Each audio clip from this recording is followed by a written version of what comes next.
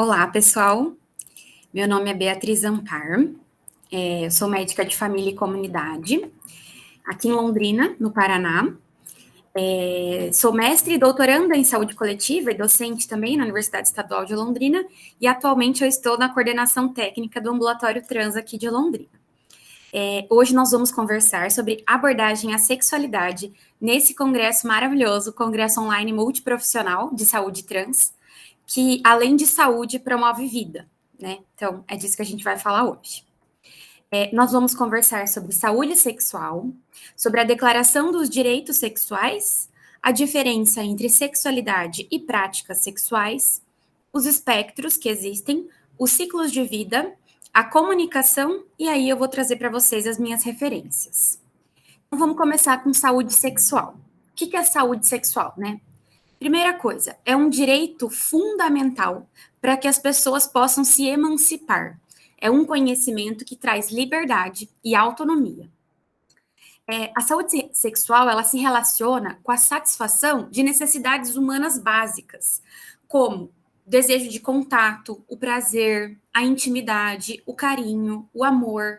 Então, saúde sexual, ao contrário do que a gente escuta, né, por algumas pessoas mais preconceituosas e um pouco de mente fechada, é sobre ter contato, ter prazer, carinho e amor, e isso tudo faz parte da nossa saúde, né, do corpo, da mente, enfim. A saúde sexual permite as pessoas exercerem sua sexualidade com maior autonomia, liberdade e tranquilidade. Não deveria ser um sofrimento para ninguém exercer a sua saúde sexual. E existem discursos, valores e normas nesse campo da saúde que reproduzem relações de poder e exclusão. E nós, enquanto profissionais de saúde, é importante entender, né, quais são esses discursos, esses valores, essas normas que reproduzem, né, essas relações de poder e exclusão, para a gente estar atento e poder levar informação de qualidade e libertadora, né, para as pessoas que estão sob nossos cuidados. Existe a Declaração dos Direitos Sexuais. É uma declaração do mundo inteiro, foi feita em 1977, num Congresso Mundial de Saúde Sexual, e ela vale para todo mundo. Vocês vão ver que essa declaração tem 11 tópicos, e ela é extremamente necessária, não tem nada demais, sabe? Então, vamos conhecer elas. Então, essa declaração, primeiro item. As pessoas têm o direito de viver e expressar livremente a sua sexualidade, sem violência, discriminações, imposições e com respeito pleno pelo corpo da ou do parceiro, certo? As pessoas têm direito de escolher o parceiro sexual. Às vezes, né, algumas das coisas que estão aqui nas declarações parece, nossa, mas isso é tão óbvio. Mas quando se trata de saúde sexual, o óbvio é aquilo que precisa ser dito. Porque existem alguns lugares em que escolher algo simples, né, como escolher o seu parceiro sexual, não é uma prática tão comum. 3. Direito de viver plenamente a sua sexualidade sem medo, vergonha, culpa ou falsas crenças. Quarto, direito de viver a sexualidade independentemente de estado civil, idade ou condição física, mental ou social. Direito de viver a sexualidade. Quinto, direito de escolher se quer ou não ter relação sexual. Mais uma da série O Óbvio é Aquilo que Precisa Ser Dito. Sexto, direito de expressar a sua orientação sexual de forma livre, seja heterossexual, homossexual, bissexual, entre tantas outras que entram nesse espectro aí da nossa sexualidade. Número 7, direito de ter relação sexual independentemente, né, de fins reprodutivos. Afinal, saúde sexual, como a gente falou, faz parte da nossa saúde. Direito a sexo seguro para prevenção tanto de gravidez quanto de infecções sexualmente transmissíveis, né, enfim. E chegando ao fim, 9, direito a ter acesso a serviços de saúde que garantam privacidade, sigilo e atendimento de qualidade sem discriminação. E acho que todos que estão aqui têm essa preocupação, né, em garantir acesso com atendimento de qualidade para todas as pessoas, independente de sua orientação sexual ou qualquer outra variável. O 10º, direito à saúde sexual para prevenção e tratamento de todos os problemas sexuais, preocupações e distúrbios. Então, não é só quando a coisa já deu algum problema de saúde. Preocupações também entram nessa declaração dos direitos sexuais. E, por último, todo mundo tem direito à informação e à educação sexual e reprodutiva. Eu tirei essa declaração dos direitos sexuais do capítulo 79 do Tratado de Medicina de Família e Comunidade, mas existe um artigo original falando sobre esses 11 tópicos. Basicamente é isso. Tudo bem necessário, né? Eu diria. Então vamos lá. Saúde sexual, o que isso engloba? Esclarecer dúvidas e mitos sobre o funcionamento, a anatomia e as transformações do corpo nas várias fases da vida. Quando a família, os profissionais de saúde não estão prontos para esclarecer essas dúvidas e mitos, as pessoas vão atrás de informações na internet. E a gente sabe que nem sempre tudo que temos, né, na internet são informações verdadeiras, de qualidade. Então, é importante que a gente esteja preparado para conversar entre todos os ciclos de vida, né, das pessoas sobre funcionamento, anatomia e transformações do corpo. Então, conhecer um grande exemplo, né, são as mulheres conhecerem o seu clitóris, por exemplo. Isso é uma coisa que, às vezes, elas chegam na vida adulta sem conhecimento anatômico mesmo, sobre crenças, mitos em relação a isso, que a gente pode ajudar a desmistificar. Investigar conflitos, expectativas, desejos, comportamentos e satisfação com atividade sexual. Não é todo mundo que vai ter satisfação com o mesmo tipo de atividade sexual. Entender qual que é a expectativa da pessoa. Isso aqui é muito alterado pelas informações que a gente encontra na internet, pornografia, enfim. Quais são os desejos dela e legitimar esses desejos. E em relação aos comportamentos também, o que você pode ajudar. Também é nossa função orientar sobre prevenção de IST, saúde reprodutiva, respeitando, claro, as influências culturais, os valores de cada pessoa sobre esse tema. Identificar situações de maior risco, então, uso de álcool, tabaco, substâncias psicoativas, violência doméstica e violência institucional, que é bem importante. A questão da violência urbana, risco de acidentes, pessoas em situação de rua, enfim. Então, identificar essas situações de maior risco, né, para poder ter um cuidado melhor com essas pessoas.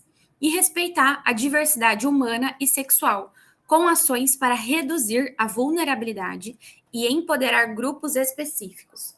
Uma coisa bem importante é que o SUS, em toda a sua teoria, né, ele não fala de igualdade, ele fala de equidade. Então, é tratar diferente os diferentes. E nós temos grupos específicos que acabam sofrendo muito mais do que outros. Então, é papel também da equipe de saúde empoderar esses grupos específicos. E aí, quando a gente fala, né, de equidade, a gente tem que lembrar da população trans. As pessoas trans no nosso país, como todos devem saber, né, nosso país é o primeiro, o país que mais mata pessoas trans no mundo. A expectativa de vida de uma pessoa trans no Brasil diverge um pouco de literatura. Tem lugar que fala 21, 23, 24, abaixo de 30, pelo menos abaixo de 30 anos é um consenso, assim. A gente sabe que 30 anos está muito longe da expectativa de vida da população geral. Então, isso é, sim, uma questão de saúde pública e nós, enquanto profissionais de saúde, temos o dever de mudar essa realidade. E enquanto seres humanos também, né? Então, lembrar dessa questão da equidade. Aqui, diferenciando um pouquinho o que é a sexualidade e o que é a atividade sexual, né? A prática sexual. Sexualidade é algo amplo. Ela é expressa no nosso modo de vida, nos desejos, nas crenças, atitudes, valores, comportamentos, nas práticas, ou seja, as práticas sexuais estão dentro da sexualidade, mas a sexualidade é algo muito maior do que isso. Nos papéis, nos relacionamentos entre pessoas. O desenvolvimento é complexo, ele é ao longo da vida, ele pode mudar, inclusive, ao longo da vida, envolvendo aspectos corporais, psíquicos, culturais e históricos. E a atividade sexual, as práticas sexuais. Como eu disse, ela está dentro da sexualidade, né? E elas podem ser solitárias, como, por exemplo, a masturbação, com outra ou outras pessoas, utilizando partes do corpo ou todo o corpo, com ou sem adereços, né? Então, vibradores, vestimentas, enfim, associada ou não à atividade reprodutiva. Então, a gente tem que abrir um pouquinho a nossa cabeça quando a gente fala de práticas sexuais. Essas práticas, elas não são determinadas pela orientação sexual ou pelos atributos corporais da pessoa. Então, não é porque a pessoa tem uma vagina que ela vai fazer tal prática sexual. Isso tem que ser investigado de uma forma à parte. Ela pode se dizer um homem trans, heterossexual, e as práticas sexuais dele podem ser totalmente iguais ou diferentes de uma mulher cis, enfim. Então, isso aqui é um universo dentro de tudo que existe de possibilidades na nossa sexualidade. Mais para frente eu vou trazer uma tabelinha sobre as práticas sexuais que vai ajudar um pouquinho a gente a abrir nossa cabeça. Em relação aos espectros, lembrar, né, das muitas possibilidades. Eu trouxe algumas aqui, mas nem de longe eu pretendi esgotar, porque a gente sabe que realmente é um arco-íris. E assim, cada um vai saber falar de si mesmo, como se sente, como se entende, né, como se sente bem em suas relações e no mundo. Em relação à identidade de gênero, a pessoa pode ser agênera, mulher, homem, não binária, travesti. Expressão de gênero pode ser feminina, pode ser masculina, pode ser andrógena, pode ser uma feminina masculinizada. Quanto à orientação sexual, pode ser assexual, bissexual, heterossexual, homossexual, pansexual. Então, a orientação, né, diz respeito à sexualidade também da pessoa, né, e com quem ela vai se relacionar, no caso. E a pessoa que vai falar qual que é a orientação sexual dela. Lembrar de nunca falar opção sexual, né? Não é necessariamente uma opção, é algo que existe dentro da pessoa. Então, é orientação sexual. A genitália, a pessoa pode possuir pênis, vulva, intersexo. E quanto às práticas sexuais, elas podem estar ausentes. Pode ser penetração anal, vaginal, pode ter práticas sexuais oral, peniana, oral, vagina, masturbação, objetos. Então, tudo isso entra no espectro dessas muitas nuances aí da nossa sexualidade. Trouxe aqui alguns exemplos apenas. Isso aqui é muito importante, né? A pessoa é a maior especialista nela mesma. Então aí entra a nossa importância de ouvir, de perguntar para ela como ela se entende, como ela se sente. Não adianta você olhar e nem conversar e achar que ela é isso ou aquilo. A gente tem que perguntar. Ela é a maior especialista nela mesma e cabe a nós ouvir, entender ou compreender e respeitar. É isso que a gente tem que fazer. Esse que é nosso papel, né? E ajudar sempre que for possível. Em relação à sexualidade e os ciclos de vida, nós temos atuação em todos os momentos.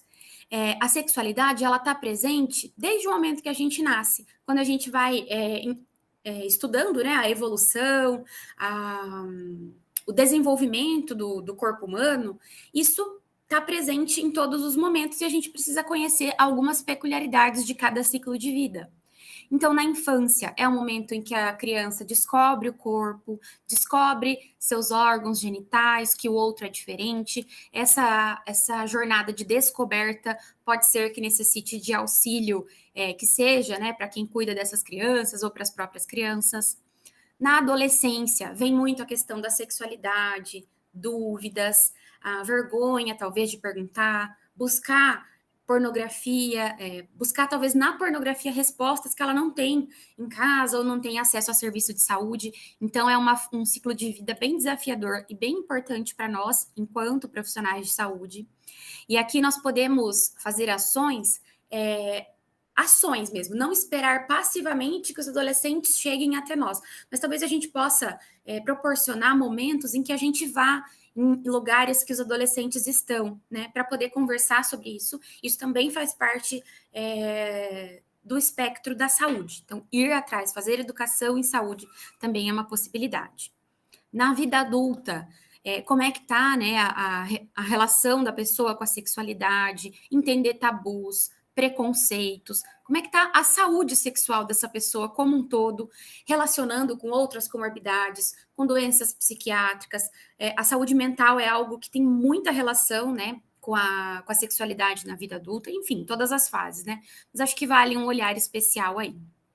E também em relação ao envelhecimento. A questão da vergonha de falar sobre isso, o pré-julgamento, né, dos profissionais de saúde que olham e falam, você é pessoa idosa, né, não vai, de repente, ter uma vida sexual ativa, enfim. Então, essas pré-concepções que a gente tem,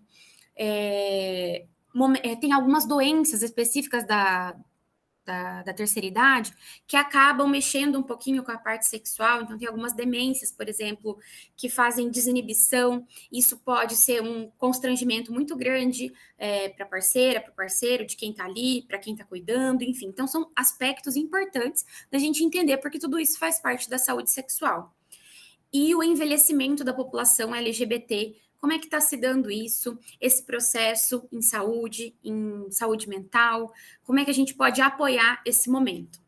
E a gente luta também por um envelhecimento da população trans, que hoje em dia a gente sabe que existem pessoas mais velhas trans, mas infelizmente a violência, a intolerância faz a expectativa de vida dessas pessoas serem extremamente baixas, infelizmente.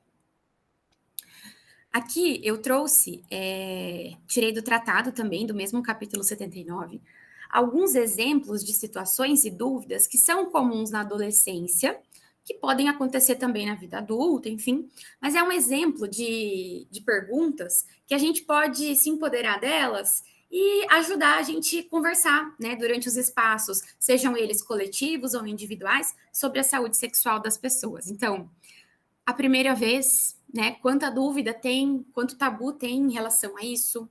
Aquele pensamento de que nunca vai acontecer comigo, que eu sou muito feio, muito feia, ninguém gosta de mim.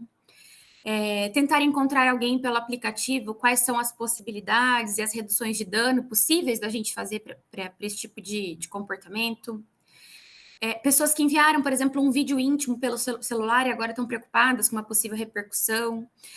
Talvez conversar sobre isso antes que isso aconteça, né?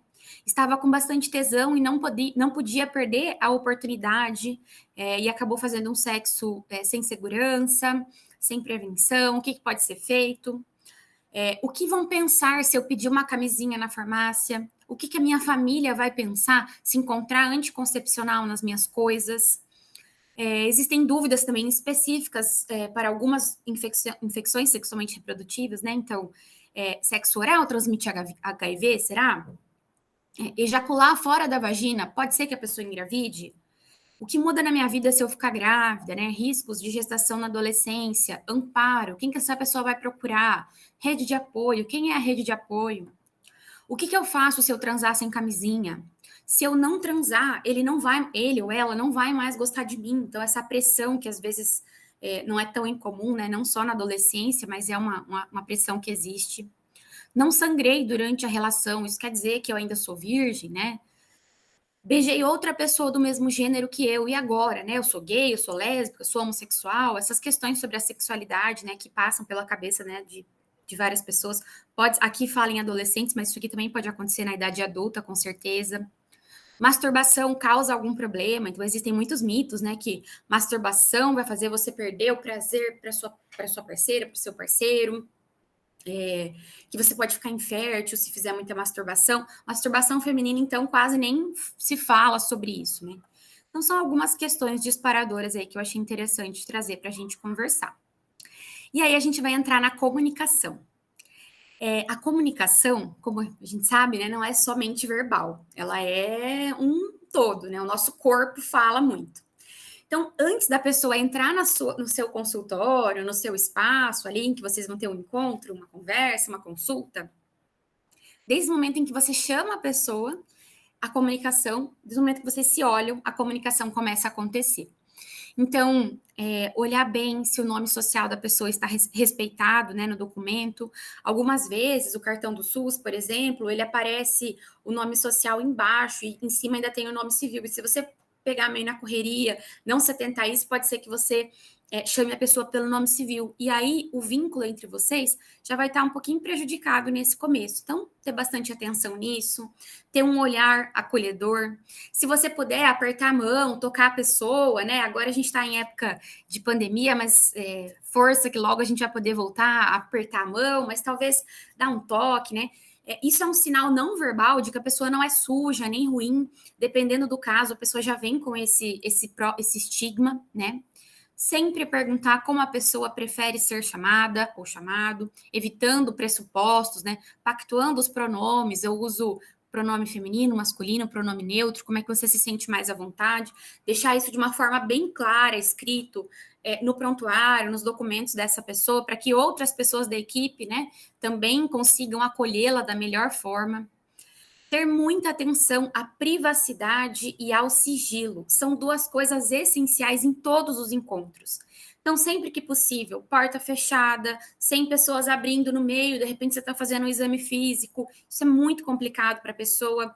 Perguntar o que pode e o que deve constar no prontuário. Às vezes a pessoa te confidencia algumas coisas ali na consulta, mas ela não está preparada, não está sentindo confortável para expor isso para outras pessoas. E aí você vai ter que saber da privacidade e do sigilo disso. E respeitar. A palavra de ordem aqui, né, é o respeito. Ainda na comunicação. Os assuntos da sexualidade, eles podem aparecer disfarçados, né? Às vezes a pessoa não se sente à vontade de já entrar falando sobre isso, e alguns comportamentos, né, algumas coisas podem nos mostrar isso. Então, por exemplo, eu estou muito preocupado com o meu exame da próstata. Então, ao invés de só pedir um exame da próstata e volta com o exame, perguntar quais são os seus medos, né? Quais são as suas expectativas em relação a esse exame? Por que você acha que pode ter alguma coisa errada? Sempre com perguntas abertas, uma postura mais acolhedora. Outro exemplo, né? Uma pessoa que já foi orientada à rotina do Papa Nicolau e insiste em fazer ali a cada 6 meses, a cada 3 meses, sem ter uma indicação. Por que será, né? Será que as práticas sexuais dessa pessoa estão sendo realizadas de forma segura? Talvez valha uma abordagem um pouco mais detalhada, né, para essa pessoa. Uso de profilaxia pós-exposição ou muitas pílulas do dia seguinte. A gente pode tentar fazer uma abordagem um pouco mais acolhedora para a pessoa se sentir à vontade em falar. Outros sinais não verbais, tipo vergonha, desvio do olhar, mudança no tom da voz, quando a gente pergunta alguma coisa. Então, são sinais que pode ser que a sexualidade ali merece ser um pouquinho mais avaliada. Aqui eu trouxe 7 coisas bem importantes, né, para esse momento da comunicação da consulta. Então, a entrevista, o encontro começa já no olhar, já na sala de espera, né? Agora, a entrevista, ela sempre vai começar com perguntas abertas, evitando sempre normatizações sociais. Como é que eu posso te ajudar? Aqui é um espaço seguro, né? O que você quiser falar vai ficar aqui entre nós. Então, deixar a pessoa bem confortável. As pessoas, às vezes, elas podem trazer algumas palavras, como, por exemplo, puta, viado. Isso pode ser utilizado para elas como símbolo de afirmação política, por exemplo. Então, evitar que a gente fique muito impressionado, né, com alguma palavra assim, que a gente queira corrigir a pessoa. A gente não tem que corrigir, né? Se ela está falando isso, a gente tem que validar isso. Como eu falei num slide anterior, ela é a maior especialista nela mesma.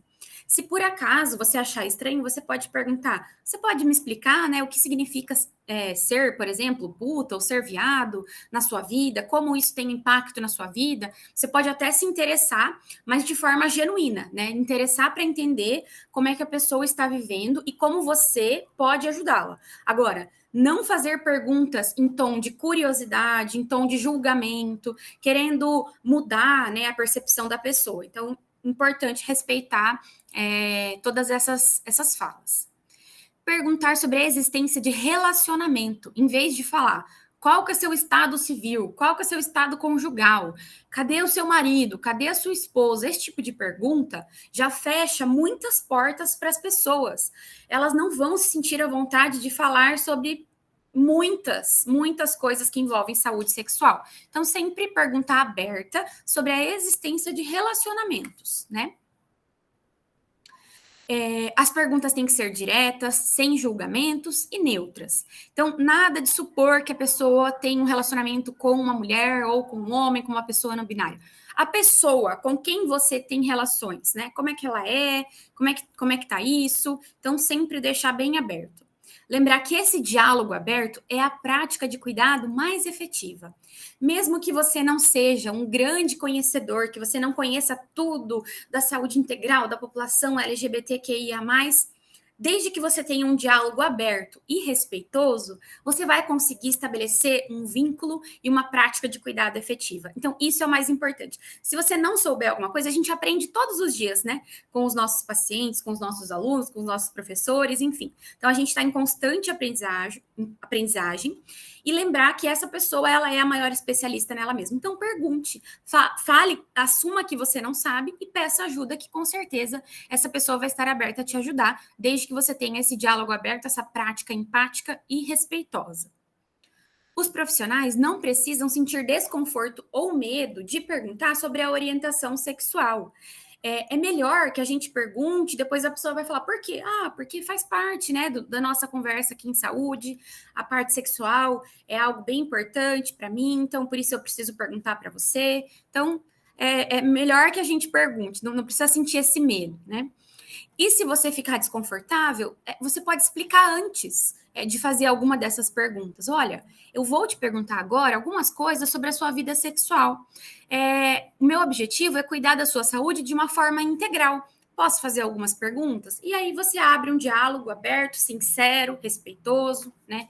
Então, são algumas coisas importantes aí. Eu trouxe aqui também, daquele mesmo capítulo do Tratado de Medicina de Família e Comunidade, algumas perguntas sobre sexualidade na consulta, algumas coisas que podem ser úteis, né, para nós. Às vezes as pessoas falam, mas como eu vou perguntar, né? Então, um exemplo. Olha, no seu formulário consta o nome X. Existe algum outro nome que você prefira ser chamado? Você pode me informar isso a qualquer momento, tá? E a gente pode mudar isso no seu registro da UBS, caso seja mais confortável para você, da UBS de qualquer serviço de saúde. Lembrar que o nome social é um direito desde 2009 e mesmo sem os documentos retificados, as pessoas têm o direito de ter o seu nome social no seu cartão do SUS e ser chamada pelo nome social. Outro exemplo. Eu gostaria de fazer algumas perguntas sobre a sua sexualidade. Pode ser? Né? Aquilo que eu falei. Se você tiver algum tipo de receio, começa pedindo autorização para falar sobre isso. Pode ser, talvez, que naquele primeiro momento, ou naquela exata hora ali, a pessoa fale que não. Mas depois, se surgir alguma coisa em relação a isso, ela vai falar para você, né? E de repente, num próximo encontro, numa próxima consulta, ela sabe que ela vai ter essa abertura. Você já teve relações sexuais? Quando foi a última vez? Com que frequência você costuma ter? Com quantas pessoas? Caso ela fale, né, mais de uma, é com uma pessoa de cada vez? São com todas juntas? Homem, mulher, ambos, né? Como é que é? Então, perguntas bem abertas, bem sinceras mesmo.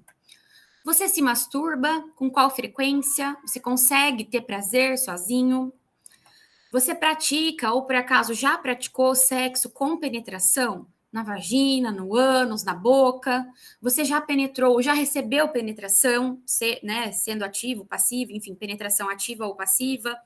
São coisas importantes para a gente pensar na saúde da pessoa, né? E, assim, a gente vai indo até onde a pessoa estiver confortável de conversar com a gente.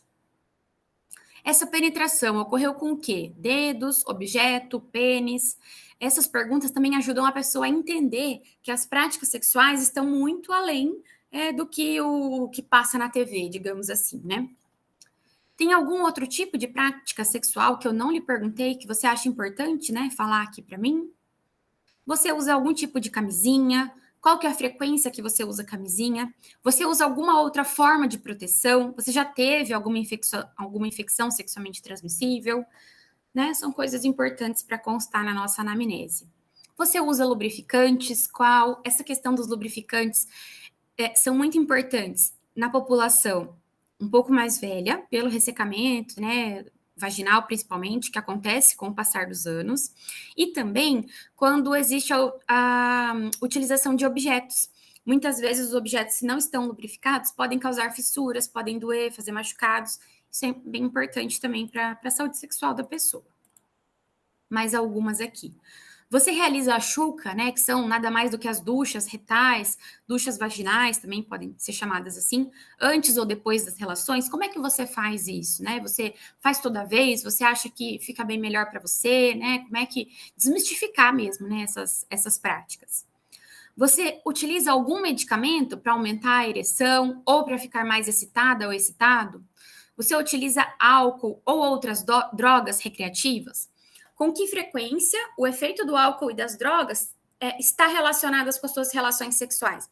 Isso muda a forma com que você transa? Depois que passa o efeito dessas drogas, desse álcool, você se sente arrependido por algo que você fez? Existe algum problema de consentimento quando você está sob uso dessas substâncias? Olha quanta coisa é possível a gente explorar, né, em um encontro. Como você se sente nas relações sexuais? Você tem desejo? Você tem orgasmo? Como você fica após as relações? Esses sentimentos que você tem, esses sintomas até, com que frequência aparecem? Isso muda a forma com que você transa? Então, olha quantas perguntas podem aparecer. É claro que a gente não precisa imprimir isso aqui e fazer um checklist, mas a gente tem que estar disponível, estar presente ali naquele momento e entender que essas perguntas podem ser muito importantes para o cuidado em saúde dessa pessoa. Então, esse é o finalzinho do quadro. Encerrando aqui a parte da comunicação. Lembrar de não pressupor nada, não pressupor comportamentos, práticas, parcerias sexuais. Então, sempre perguntar.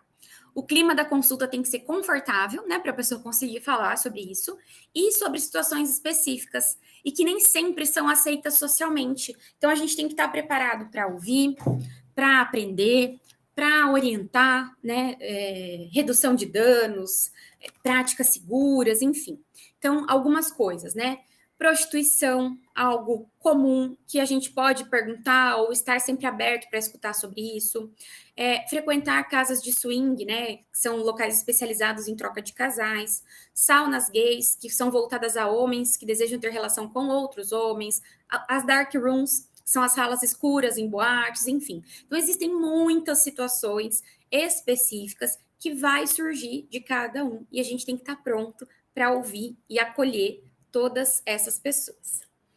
Esse slide aqui, eu aprendi com uma residente minha, hoje ela já se formou, ela já é médica de família e comunidade, a Débora, uma aluna maravilhosa que eu tive, ela me trouxe muito essa luta, né, pela população LGBT, que ia mais. Ela é uma ativista e em um dos cursos sobre saúde integral, né, da população LGBT, ela ficou com essa parte de práticas sexuais e ela trouxe essa tabela para nós, para várias coisas, né?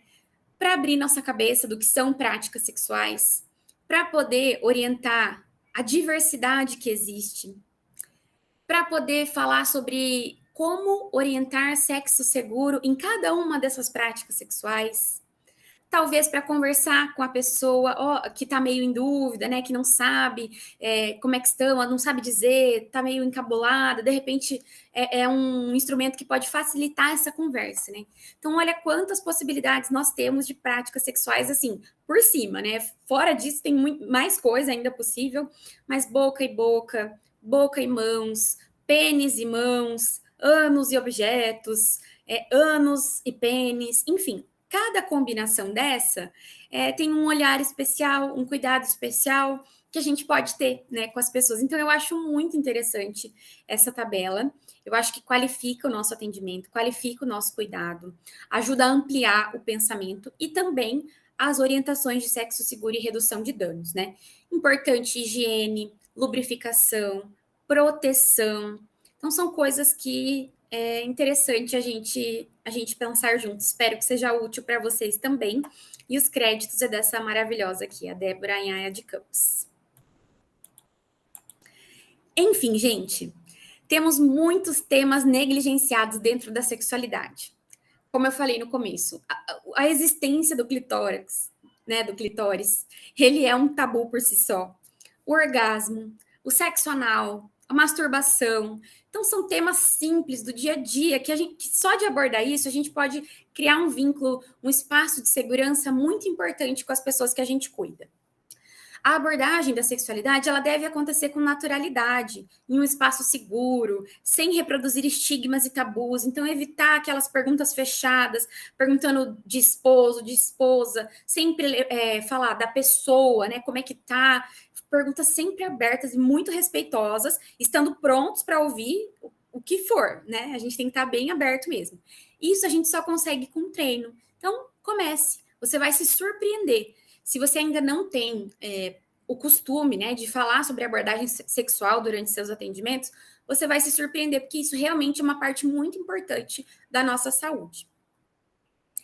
Alguns grupos populacionais têm a sua sexualidade invisibilizada ou mesmo objetificada. Isso acontece muito com as pessoas trans, né?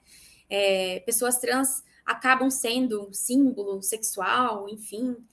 E a gente precisa entender o sentimento que está por trás disso, a pessoa que está por trás disso.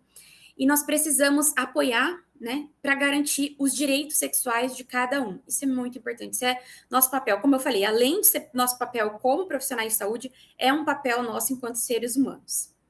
Respeito, conexão e escuta. Olha essas palavras: conexão, escuta, respeito. São peças-chave no cuidado integral de pessoas, sejam elas, né, independente de qualquer coisa que apareça depois dessa frase, não interessa. A gente tem que ter respeito, conexão e escuta.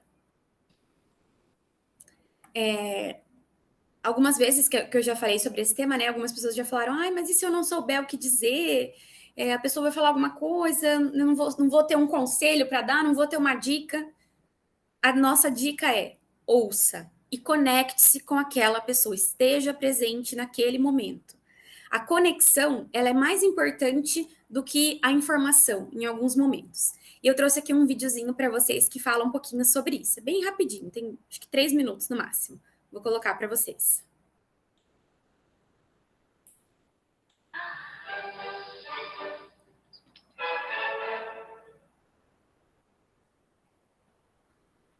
So what is empathy, and why is it very different than sympathy?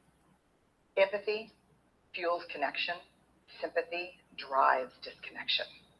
Empathy, it's very interesting. Teresa Wiseman is a nursing scholar who studied professions, very diverse professions where empathy is relevant, and came up with 4 qualities of empathy. Perspective taking, the ability to take the perspective of another person or recognize their perspective as their truth. Staying out of judgment, not easy when you enjoy it as much as most of us do. Recognizing emotion in other people and then communicating that. Empathy is feeling with people. And to me, I always think of empathy as this kind of sacred space when someone's kind of in a deep hole and they shout out from the bottom and they say, I'm stuck, it's dark, I'm overwhelmed. And then we look and we say, hey, I'm down. I know what it's like down here, and you're not alone. Sympathy is, ooh, it's bad, no, you want a sandwich? Empathy is a choice, and it's a vulnerable choice, because in order to connect with you, I have to connect with something in myself that knows that feeling. Rarely, if ever, does an empathic response begin with at least. And we do it all the time, because you know what? Someone just shared something with us that's incredibly painful, and we're trying to silver lining it. I don't think that's a verb, but I'm using it as one. We're trying to put the silver lining around it. So I had a miscarriage. At least you know you can get pregnant. I think my marriage is falling apart. At least you have a marriage. John's getting kicked out of school. At least Sarah is an A student.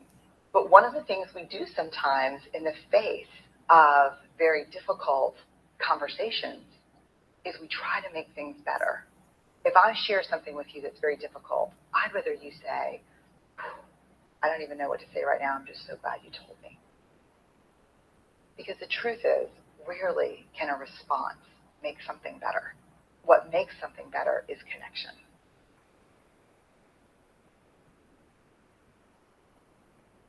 Gosto muito desse vídeo. Eu já assisti ele muitas vezes. E acho que ele traz algumas respostas para nós, né? Então, quando você estiver diante de algo que você não saiba o que falar, de alguma situação difícil, falar sobre sexualidade pode trazer muitas coisas difíceis, né? Pode trazer traumas, medos, inseguranças, experiências muito ruins. E aí, se você se vê numa situação em que você não sabe o que falar, lembre-se que o que importa é a conexão. Então, agradeça pela confiança de ter falado com você aquilo, mesmo que você não saiba o que falar, estar ali é o que importa para aquela pessoa. Mas eu estou aqui, nós vamos passar por isso juntos. Quando você precisar, eu vou estar aqui para você. Então, acho que é um vídeo legal, assim, nesse contexto. Bom, as minhas principais referências, além da Débora, além da vivência, né? O Tratado de Medicina de Família, esse capítulo tá muito bacana mesmo, de sexualidade, diversidade, tem várias coisas que eu não trouxe aqui na aula, né, devido ao tempo, mas é bem legal para a gente ler e se aprofundar nisso. E esse livro, A Saúde LGBTQIA+, Práticas de Cuidado Transdisciplinar. Esse livro tem muita coisa interessante, foi um dos melhores investimentos que eu fiz nos últimos tempos, então eu recomendo bastante tê-los em casa, sabe? Porque é um material de consulta, um material de crescimento ali bem interessante.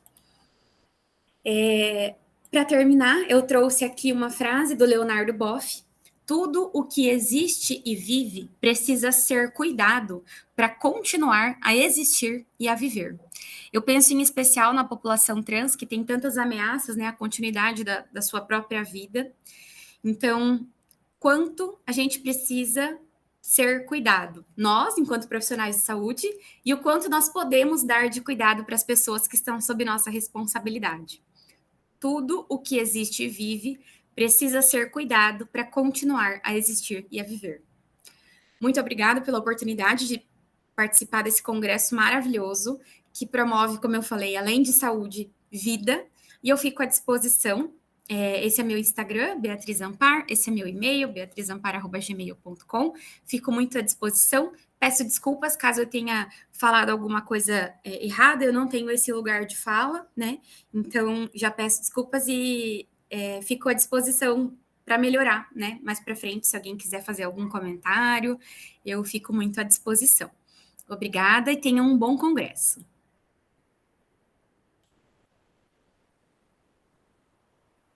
Até mais.